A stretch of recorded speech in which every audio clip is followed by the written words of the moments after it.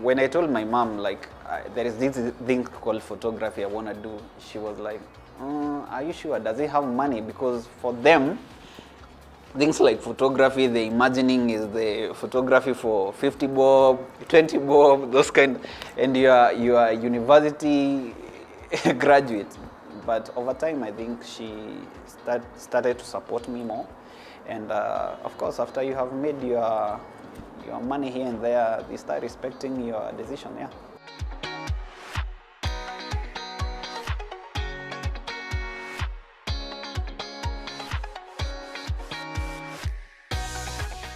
In campus, I used to do hustling here and there. I used to have these things for smoky. I used to sell fruits here and there. So basically, I used to have my chums here and there. So I was hustling. So I bought my first camera with money from doing fruits and smokies. I used to sell smoky here in Uhuru Park. Yeah, so I bought my first camera. It was a second-hand camera. It was a D3200. It was a good camera. That's what I started with until now, hustling mdogo mdogo here and there until I got my own camera. Yeah. First, you have to love what you do. I love making money. Don't get me wrong. And if something is making money, then I think I'm interested. What do you mean? If something is making money, I'm interested. It's as simple as that. This country, man, if you're young, hauna chako, honestly. These Kanjo people, they used to ask for us like 300 in a day in Uhuru Park for just having a smoky thing. You know, it did not make any economical sense because when I'm in class, of course, I have someone who is checking that. Like I had employed a lady who was selling the mayai for me and everything. So if you are paying the lady around 350 bob, then Kanjo takes 300 Kenyan shillings, and you are buying the stock, and also you need to be having profit. I mean, it's just too much. So you'll find yourself most of the time you're not making a lot of money because of that. So if the venture used to make more money, believe me, even now, maybe I could be a cartel somewhere just selling eggs in Nairobi. But the way Nairobi is set up, like small jobs are not respected, and people who gain more from small jobs, I think, is the county askaris and the official. Yeah.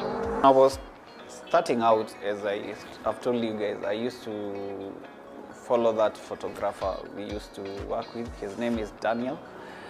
And he used to give me his cameras in exchange of assisting him. So when he has shoots where he is getting paid, I will accompany him, and through that I build that rapport where now if I'm coming to help you in your job, I'm giving you something. So when I used to tell him, hey Dan, I want to go train how to shoot, he used to give me his camera. He was graceful enough.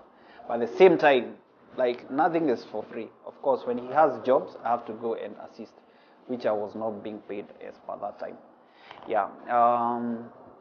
How I started shooting, I used to train with my lady's friends, and that's a lady called Singa Esperanza and another lady called Marietta. Actually, those are the two ladies who I used to call, and you go just try out. You see, you try, you set, you post, and people comment here and there, and they're like, I'm good. I think I'm good.